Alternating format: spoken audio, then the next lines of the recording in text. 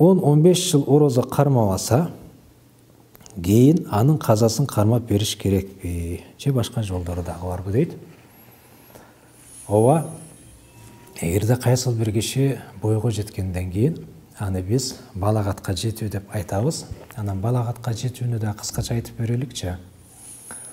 Бойго жетүүнү, балагатка жетүүнү алымдар эки түрдө түшүндүрүшөт. Адам бойго жеткенде же белгилер менен болот. Ал-булуг бил алама. Анан ал-булуг бис син деп экиге бөлүп түшүндүрүшөт. Ал-булуг бил алама дегени кээ бир белгилер бар. Ал белгилер эркектен же аялдан табыла турган болсо, ошондон баштап бойго жетиптир деп айтабыз дейт. Мисалы, чүркөө, эркек болсун, аял болсун. Жанагы кечиресиңер, эми улуу сөздө уят жок дейт. Уруктуктун чыгуусу алардын бойго жеткен экендигинен кабар берет дейт.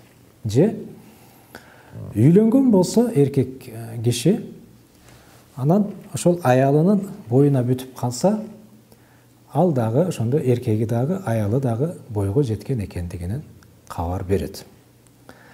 Аял кишиден табылчу белгилер этек кир көрө турган болсо, же жана айтып кеткендей, күйөөгө тийгенде боюна бүтүп кала турган болсо, алардын баары бойго жеткен экендигинен кабар берет. Бул белгилер менен бойго жетүү деп айтабыз. Эгерде азыркы белгилер табылбаса, анда жаш менен бойго жетти деп айтат шарият. Жаш менен бойго жетүү дегенде алымдар ар кандай кептерди айтат. Имам Абу Ханифадан 18 жаш, 15 жаш деп айтылган кептер бар. Аял киши 15 жаштан бойго жетти деп айтылат дагы, эркеги 18 жаштан бойго жетти деп айтабыз дейт.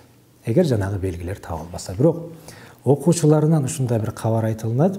Мейли эркеги болсун, аялы болсун, 15 жаштан бойго жетти деп айтабыз дейт. Көпчүлүк алымдар ушуга фатва беришет. 15 жашка жеткен учурда бойго жетти деп айтат дагы. Эгерде азыркы суроо берген кишиге кайта турган болсок, бойго жеткениңизди так эстей алган болсоңуз, жанагыдай белгилер менен. Эстей албай калган сүрөттө азыркы айткан 15 жаштан беркеси кармабаган болсоңуз, анда ошол өтүп кеткен күндөрдү кармап берүү керек болуп калат, жылына 30 күн. Анын казаларды кармоо убактысы атайын бир күнгө белгиленбеген. Жылдын бардык күндөрүндө кармаса боло берет. Болгону жанагы айткан 5 күндөн сактануу керек болуп калат. Рамазан айы келгенде башка күндөргө жылдырып туруу керек болот дагы, анан кийинки 5 күндөн сактануу керек болуп калат.